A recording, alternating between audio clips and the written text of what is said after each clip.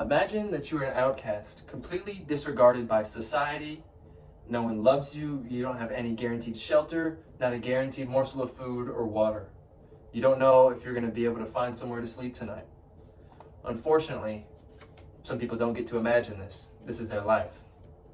According to the Department of Housing and Urban Development, hundreds and thousands of people in the U.S. alone experience this nightly. Today, we will explore the issue of homelessness and its effect on our society, and 4 charities that can help to prevent the epidemic of homelessness. So, the problem is homelessness. It's easy to just look the other way, to be set in the notion that these people earned this, that, well, they didn't keep up, they didn't do good in school, or they just didn't care about life, they did too many drugs, just let everything get out of control. Just try to stand in their shoes for just a moment, or even just in their position, because not every homeless person has a pair of shoes even. Okay? So we're going to discover the history of homelessness, we're going to examine the present, and we'll see the potential future if nothing is done to change or prevent or even impact the problem of homelessness. So, the National Institution of Health, homelessness has risen from 100,000 people recorded in the U.S. in 1980 to 400,000 in 1988. So just in a span of 8 years, 300,000 more people became homeless.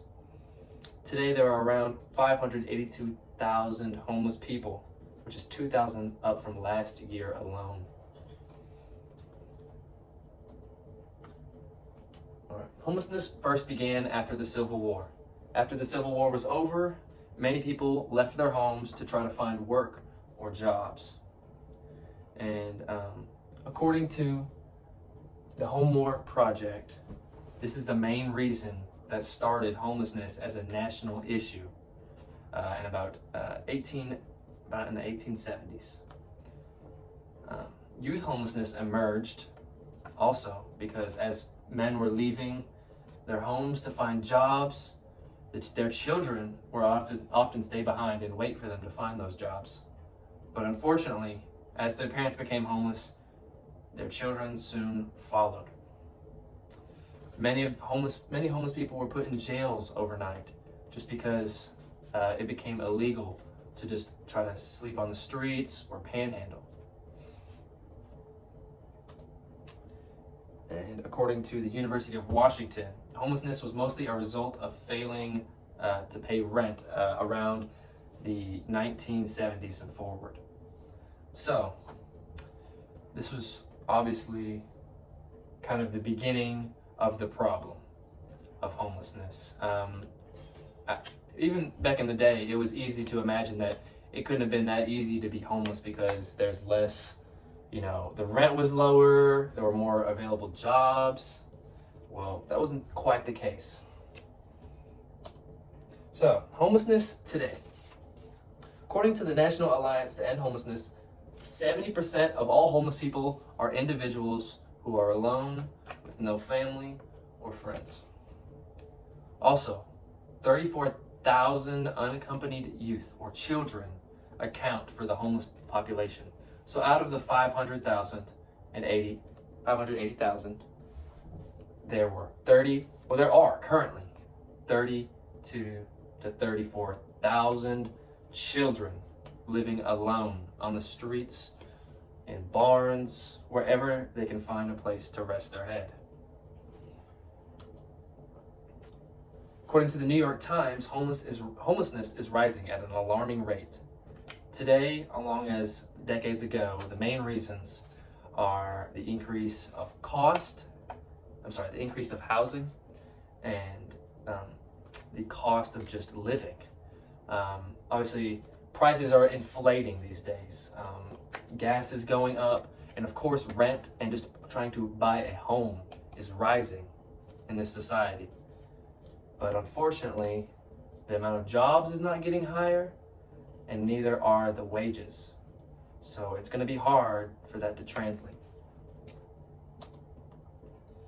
According to the Housing and Urban Development, LA alone, the city of Los Angeles, accounts for 65,000 homeless people, with New York just trailing behind at 61,000 people.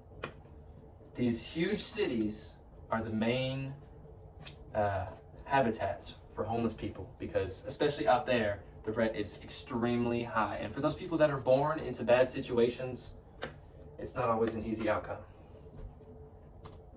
So let's move on to the potential future of homelessness if nothing is done to change.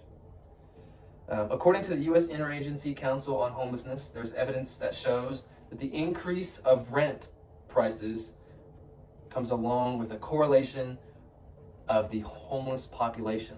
So every year, the percentage of average income that it costs to pay rent. So let's say right now, 28% of your income in a year goes to just paying rent or paying for housing bills. Every year, that goes up just a little bit. So just maybe 0.2% every year, or it's rising at an alarming rate. But along with that, there's a graph that shows that as it enters into about 32%, there's going to be a homelessness crisis until something is to be done to change it. So we must recognize that homelessness is a crisis that affects all of us.